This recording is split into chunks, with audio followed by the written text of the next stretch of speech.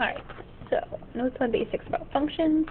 Finally figured out a way so that you can watch these on your phone. So, keep in mind, a function is something that has every input has one output. So every x has only one y that it goes to. Okay, so instead of having to watch me copy these down, I put them in here. Feel free to pause them and draw them. So you've got a lovely graph that we'll talk about a little bit more in a second. I really like these and really hate these at the same time. I think they're a nice visual. So each x here only has one line leaving it, which shows that it's a function, where over here 0 has 2, that's why it's not a function. On this graph down here, there is a place where there's 2 points, but since the top one is an open circle, it doesn't include that value, so there's only one actual value at x equals 3, so that one is a function. And right here, there are no repeats of your x's, so those are all functions. On the other side, we've got a repeater right here, so there's 2 points with the same x value, so it's not a function. This guy has a whole rack. All of these have the same x value, so it's not a function. And right here you have 2 4s with different y values, so that is not a function. So, ways to tell that it is a function. If it is a graph, we have the vertical line test, okay, which very simply means you can draw any vertical line and only ever hit one point on the graph, where over here, if I draw a line right here, I hit 2 different spots, so then that doesn't work. Right here, I could draw a line through both of those points, and I'd hit more than one, so those are not functions. It's easier to tell what's not a function than what is a function, so kind of want to think of it a little backwards. With tables and different sets of points, you are looking for repeat x values. Now, if you have a repeat x value, but the y values are the same with them, so if I had like 2, 1, and 2, 1, those are the same points, so it doesn't matter. But if you had 2, 1, and 2, 4, that would not work. Okay? So, first set here, if you look at all your x values, none of them are repeating, you are good to go. That is absolutely a function. And the second guy, if we look down here, we've got 2 4s, and they go to 2 different values. 4 does not equal 13, so no, this is not a function. And in this last one, we're not repeating any x values, so yes, it is a function.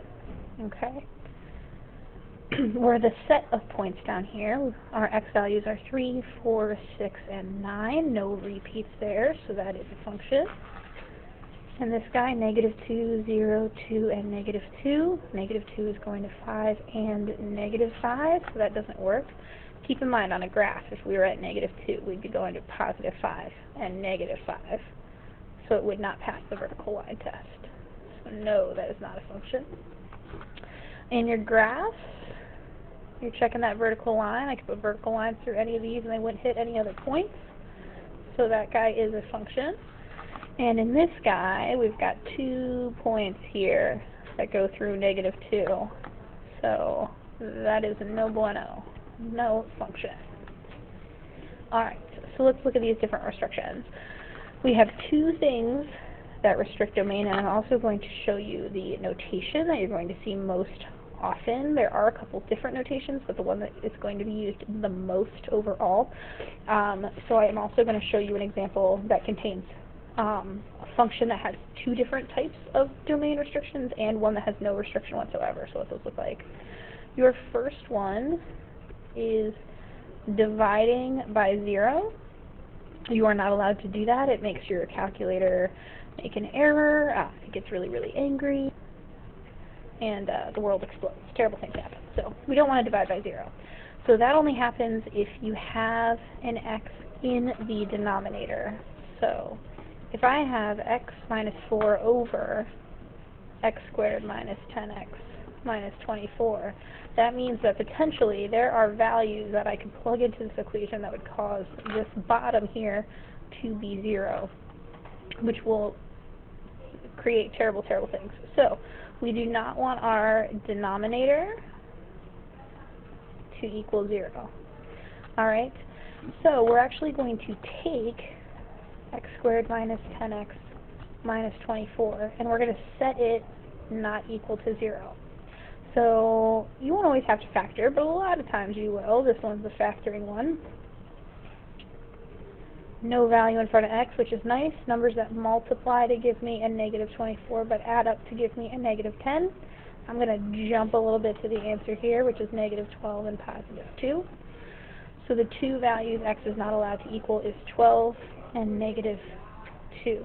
That is your domain restriction. When you're thinking about domain restrictions, I think it's a little bit easier if you think about a number line, because remember your x values are just a number line, and we're looking at 12 and negative 2, and neither of those values work. We get big open circles there. But every other number is allowed on this. Okay?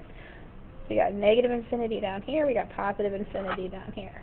So, as far as interval notation goes, we can start at negative infinity all the way to negative 2, and then we have to stop, and that soft bracket shows that it does not include that value. We're going to union that from negative 2 all the way to 12, and then union that from 12 to infinity. You'll see in the second example what we do if this value is included, so it gets a nice little hard bracket there. Alright. Our second way to restrict domain is taking the square root of a negative. It's actually not even just square root, it's any even root. It could be 4th root, 6th root, 72nd root, any of those. So if we had something where it was like the square root of 2x plus 3, and then we had a little minus 5 on the outside here, we would be restricting the domain by taking whatever is underneath that radical, and it cannot be negative, which means it's got to be bigger than or equal to 0. So in this case, we're looking at 2x plus 3 needs to be bigger than or equal to 0. So subtract 3 from both sides and divide by 2 will give you negative 3 halves. These are the only set of values that will work for this function. So again, I think it's a little bit easier if you think about a number line, negative 3 halves, and we can include this value, and we're looking at x values that are greater than this function. So kind of keep that in mind as well. And since we can include negative 3 halves, and that's the greatest value we can go to all the way to infinity, we're looking at all the values negative 3 halves to infinity. You can never include infinity because it's not actually a number, so it always gets a soft bracket. It's a concept. And this one does include, so it gets these hard brackets. It's a hard stop to that value. Alright, now let's look at an example with both types of restrictions. So these are a little goofy. You probably won't see as many of these ones, but just want to make sure that you have an example recorded that you can go back and listen to. Okay? And some people in the hallway are being really rude. Alright, so in this case you're going to have to check both things. So your denominator here, your x minus 4, cannot equal 0. Add 4 to both sides. X cannot equal 4. That's part of your domain restriction. And then because you have a square root, that x minus 1 has to be greater than or equal to 0, which will give you x is greater than or equal to positive 1. So this guy doesn't actually matter at all, and you just have x minus 1 greater than or equal to 0. Add 1 to both sides. Okay? So, on a number line, we've got 4, we've got 1. 1 it's allowed to equal. 4 it is not allowed to equal. and we are looking for x values that is greater than these. So we've got two little pieces to this. We've got two sections to this. So from here to here is a hard bracket with a 1 till the 4 with a soft bracket, unioned with this section, which we do not include the 4, but we do go all the way to infinity. Alright? Alright, one last example. What about if there's no restriction? What does that even look like? Well, if there's no restriction, then there's no square roots, there's no x's in the denominator. So it could be very simply f of x equals x to the third plus 7. Okay? If there's no square roots and there's no x in the denominator, then your domain has no restriction and you have all real numbers. So on our beautiful number line, there is no value that we're going to skip. It's going to be the entire thing. So you are just going to have from negative infinity all the way to infinity. Alright, so make sure interval notation, you're telling me the different intervals that they are going over. Alright, make sure you write down any questions. We're going to get lots and lots of practice of this, so if you're a little bit confused, it's okay. And make sure that you practice the one problem on there from last class.